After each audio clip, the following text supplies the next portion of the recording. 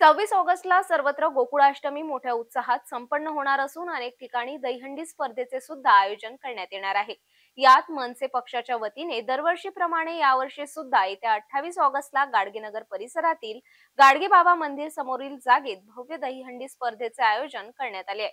या स्पर्धेचे मुख्य आकर्षण हिंदवी पाटील यांची सुद्धा उपस्थिती राहणार आहे। यासोबतच अनेक मान्यवर उपस्थित राहून जल्लोषात दहीहंडी उत्सव साजरा होणार आहे।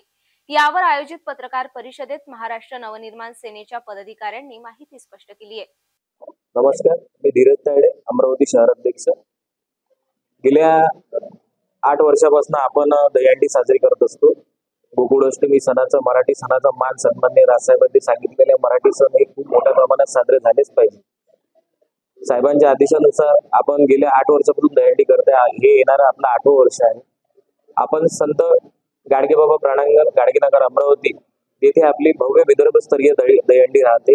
दरवेळेस आपण कुठले ना कुठले प्रमुख आकर्षण म्हणून आपण सिने अभिनेत्री बोलत असतो। यावेळेस आम्ही लावणी सम्राज्ञी हिंदवी पाटील यांना आमंत्रित केलेलं आहे। त्या पूर्ण टीम सोबत येणार आहे, आपल्या 15 टीम सोबत, आणि इथे लावणी सादर करणार आहे। मराठी मनाचा मान जो राहतो आणि जे लावणीमध्ये राहतो ते संस्कृती जपूनच सगळ्या गोष्टी होणार आहे।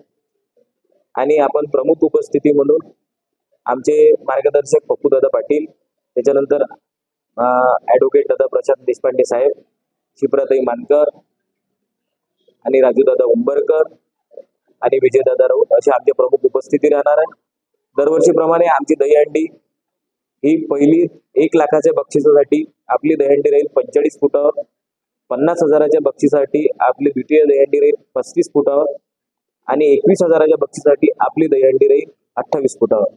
आपण दरवर्षी दहीहंडी खूप मोठ्या प्रमाणात साजरी करतो। हिंदू सण सगळ्या माझ्या तमाम अमरावती वासियांना आमंत्रण आपल्याद्वारे मी सगळ्यांना आमंत्रण देऊ इच्छितो की येणाऱ्या 28 तारखेला आपण खूप मोठ्या प्रमाणात गाडगेनगर समाधी समोर प्रांगण तिथे आपण हजर व्हावं व सगळ्या दहीहंडीचा आस्वाद खूप मोठ्या प्रमाणात घ्यावा। लेडीजसाठी पण आपण स्वतंत्र व्यवस्था केली आहे। आपण खूप मोठ्या प्रमाणात दहीहंडीमध्ये सहभागी व्हावं व आपल्या दहीहंडीची शोभा वाढवावी हीच मी विनंती करतो। जय हिंद, जय महाराष्ट्र।